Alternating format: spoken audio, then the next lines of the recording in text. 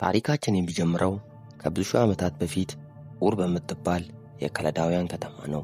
በዚህ ስፍራ አብርሃም የተባለ ከቤተሰቦቹ ጋር የሚኖር አንድ ሰው ነበር።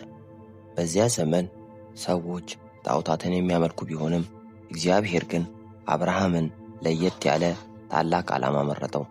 አንድ ቀን እግዚአብሔር ለአብርሃም ተገለጠለትና እንዲህ አለው፣ ከአገርህ ከዘመዶችህና ከአባትህ ቤት ተለይተህ እኔ ወደማሳይ ምድር ሂድ፣ ታላቅ ሕዝብም አደርግሃለሁ፣ እባርክሃለሁ። አብርሃምም በዚህ ጊዜ ዕድሜው 75 ዓመት የነበረ ቢሆንም የእግዚአብሔርን ቃል ሰምቶ ያለምንም ማመንታት ጉዞውን ጀመረ። አብርሃምም እንደተባለው ሚስቱን ሳራን የወንድሙን ልጅ ሎጥንና ያለውን ንብረት ሁሉ ይዞ ወደማያውቃት ምድር ወደ ከነዓን ተጓዘ። ከነዓን በደረሰ ጊዜ እግዚአብሔር እንደገና ተገለጠለትና ይህችን ምድር ለዘርህ እሰጣታለሁ አለው። ነገር ግን እዚህ ጋር አንድ ትልቅ ፈተና ነበር። አብርሃምና ሚስቱ ልጅ አልነበራቸውም። ሁለቱም ደግሞ በዕድሜ እየገፉ ነበር። ይሁን እንጂ እግዚአብሔር አብርሃምን በሌሊት ወደ ሰማይ ውጭ አውጥቶ እንዲህ አለው፣ ወደ ሰማይ ተመልከት፣ ከዋክብትንም ልትቆጥራቸው ትችል እንደሆነ ቁጠር፣ ዘርህም እንደዚሁ ይሆናል። አብርሃምም እግዚአብሔርን አመነ፣ ይህም ጽድቅ ሆኖ ተቆጠረለት። ስሙም ከአብርሃም ወደ አብርሃም የሕዝብ አባት ወደሚል ተቀየረ። ዓመታቶች አለፉ። አብርሃም 150 ሳራም 90 ዓመት ሞላቸው። በሰውኛ አስተሳሰብ ልጅ መውለድ ፈጽሞ የማይቻልበት ዕድሜ ላይ ደረሱ። ነገር ግን ለእግዚአብሔር የሚሳነው ነገር የለም። እግዚአብሔር በሰጠው የተስፋ ቃል መሠረት ሳራ በዕድሜዋ መጋመስ ወንድ ልጅ ወለደች። ስሙንም ይስሐቅ አለችው። ትርጉሙም ሳቅ ማለት ነው። የዓመትና የልጅ ናፍቆት ሐዘናቸው በደስታ ተተካ። ይስሐቅም አድጎ ጎረምሳ በሆነ ጊዜ የአብርሃም እምነት እስካሁን ካጋጠሙት ሁሉ እጅጉን ከባዱን ፈተና ገጠመው።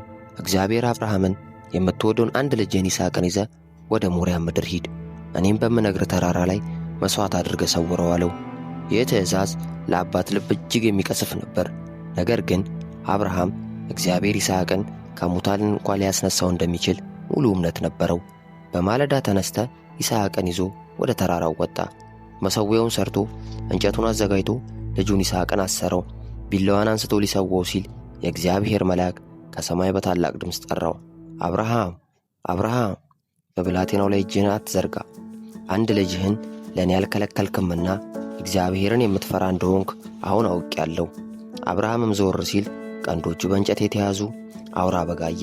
ይስሐቅም ፈቶ በጉን በልጁ ፋንታ መሥዋዕት አድርጎ አቀረበ። ያንን ስፍራ እግዚአብሔር ያዘጋጃል ያህዌ ይር ብሎ ጠራው። አብርሃምም በዚህ ታማኝነቱ ምክንያት ከእግዚአብሔር ዘንድ ታላቅ በረከትን ተቀበለ። ዘሩን እንደ ሰማይ ከዋክብትና እንደ ባሕር አሸዋ እንደሚበዛ የምድር አሕዛብም ሁሉ በዘሩ እንደሚባረኩ እግዚአብሔር ቃል ገባለት። አብርሃምም በ175 ዓመቱ በክብርና በሰላም አረፈ።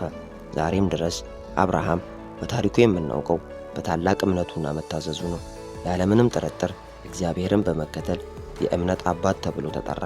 የዛሬው ቪዲዮአችን የሚያስተምረን ነገር ቢኖር እምነት፣ ተስፋና ጥንካሬ ከፈጣሪያችን ጋር ከሆነ የማይቻለውን ሁሉ እንደምናደርግ የዛሬው ታሪካችን ነግሮናል። የዛሬውን ቪዲዮ ከወደዳችሁት ላይክ እና ሰብስክራይብ በማድረግ ቤተሰብ ይሁኑ። በቀጣይ ቪዲዮ እስከምንገናኝ ሰላም።